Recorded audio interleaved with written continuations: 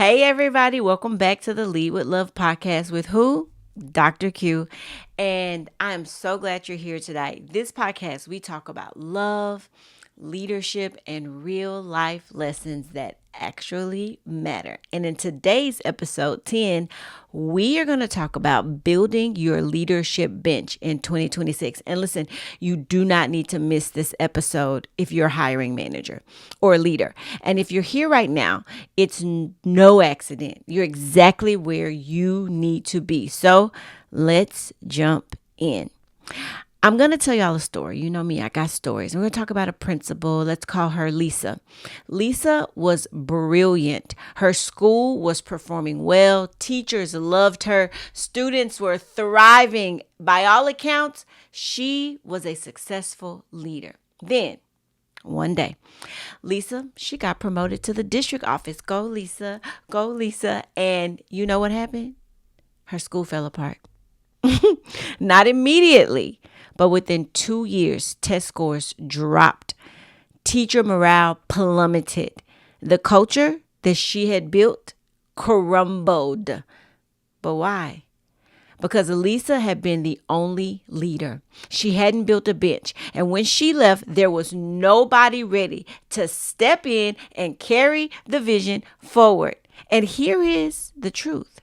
Your organization's future depends on the leaders that you're developing today, not tomorrow, not next year. No, who is ready today?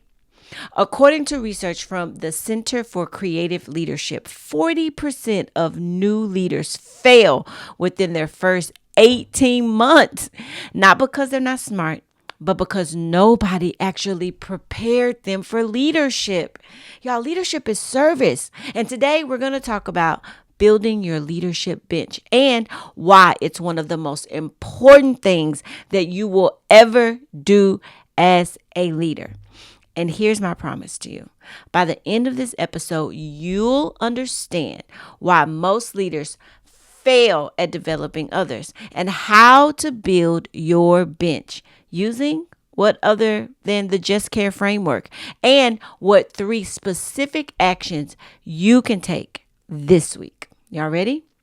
Now, this connects directly to what we covered for the last 2 weeks. Surrender success, surrender for success, because you can't surrender success if you don't have leaders ready to receive it. It all works together. It all works together.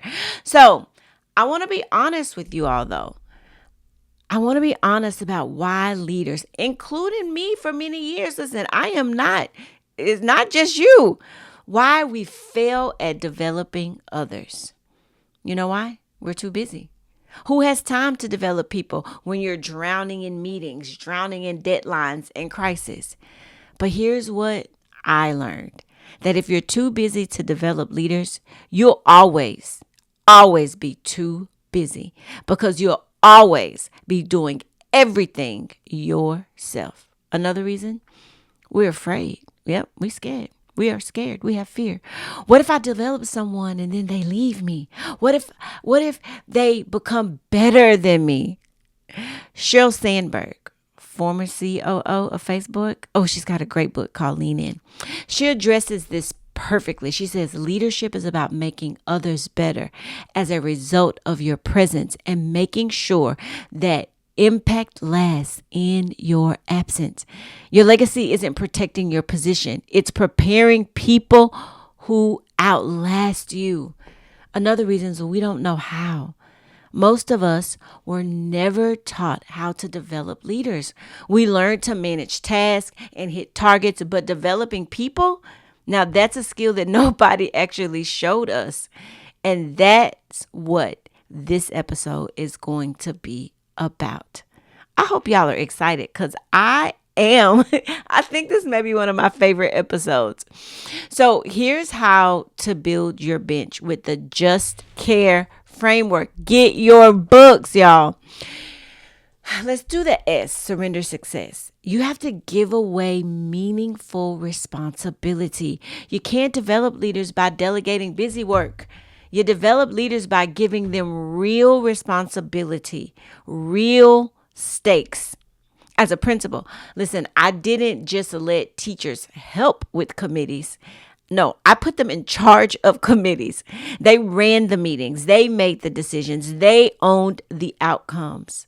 Simon Sinek, one of my favorite leadership experts, he teaches leadership is not about being in charge. It's about taking care of those in your charge. Part of taking care of people is preparing them for what's next. That is the essence of true leadership. The T, take time to listen. You've got to discover their aspirations. You can't develop leaders if you don't know what they want to become. I used to ask emerging leaders all the time, all right, so what's next? Where do you see yourself? What skills do you want to build? Then I created development opportunities that align to their goals, not just my needs. No. What do they want to do? The C in Just Care, communicate. You've got to name the leadership that you see. Now, this is really important. According to research from Zinger Folkman, leaders who explicitly tell someone, I see leadership in you, you increase that person's likelihood of pursuing leadership by 67%. In The Art of Giving, I talk about affirming what you say will be. Don't assume people know you see potential in them. Tell them, and tell them often, because they'll believe you. I see leadership in you. Man, you handled that situation like a leader. I'm investing in you because I believe that you're going to lead something significant. Tell them your words change lives. And then A, affirm, acknowledge, and account for. The development triple A. Affirm their potential before they demonstrate it. Speak those things as though they are. Acknowledge their efforts and growth along the way. And finally, account for their development by giving them honest feedback. Frances Hesselbein, former CEO of the Girl Scouts of America and the Presidential Medal of Freedom recipient, yeah, she was bad. She taught leadership is a matter of how to be, not how to do. You develop leaders by affirming who they're becoming, not just why what they're doing. You're the leader. You've got to see the vision, not just in your organization, but in people.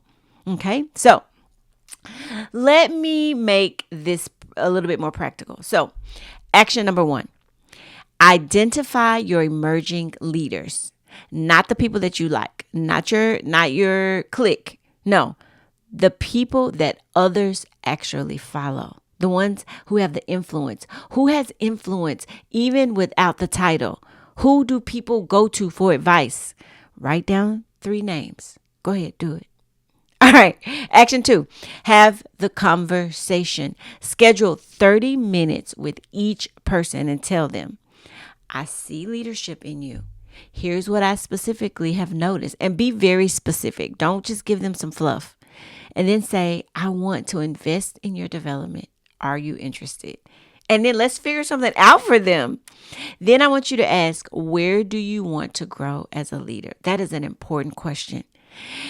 Action 3, I want you to create one development opportunity this month for those leaders. Based on what you learned, I want you to create one opportunity for each person to lead something meaningful and important. Some examples could be lead a committee or project team. They could present to senior leadership. They could facilitate a professional development session, or even own a decision that usually sits with you. Now that's a big one. That's some serious surrender. But make it real, make it meaningful. Then support them throughout the process so that they know they're not alone and you can give them feedback as they go. All right. So let me tell you another story. Marcus. Marcus was a teacher that was in my building once, very talented, very hardworking, but he was real quiet. But I noticed when there was a problem, teachers always went to Marcus. Like Marcus was the man. He had influence. So I had the conversation. I said, Marcus, I see you leading in these streets. I see your leadership. Are you interested in developing that? Like, what do you want to do? He was completely shocked, and because nobody had actually said that to him. No one noticed it. And I started small. I put him on a committee. Then I had him facilitate a team meeting. Then sent him to a leadership conference. And 2 years later, Marcus became an assistant principal. 3 years after that, a principal. And when I left my campus, you know who carried the vision forward? Leaders like Marcus. Yep. That's what building a bench looks like. If you didn't know, that's what you should see. But there's a cost when you don't build your bench. And according to research from Deloitte, organizations with strong leadership pipelines are 2.2 times more likely to outperform their peers financially. But beyond the numbers, here's what happens when you don't develop your leaders, okay? First of all, it's not leadership if you're not developing other leaders. But here's what happens. Your organization depends entirely on you. You become the bottleneck. And when you leave the organization, it suffers. You leave no legacy.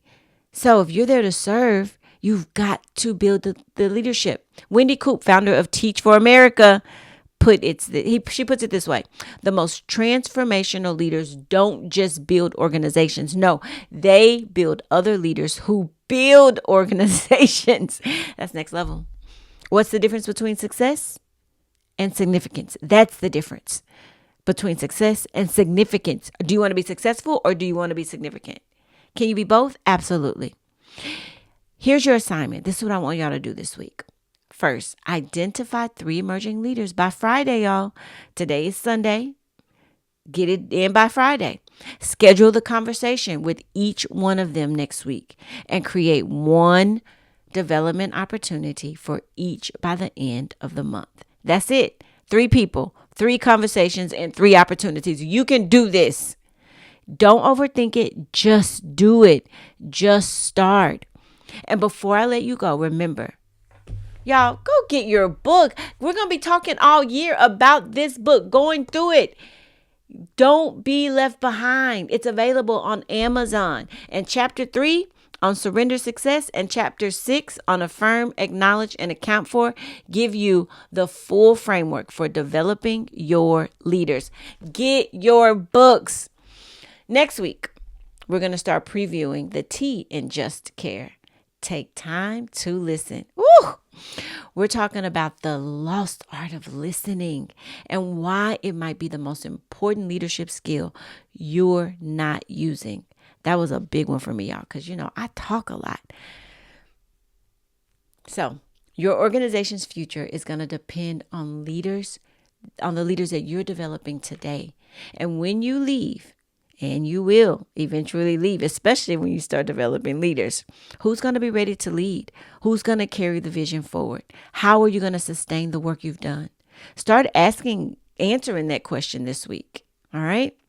Y'all, thank you for being here and joining me on the Lead with Love podcast. We're going to be talking about this book all year long. Get your copy.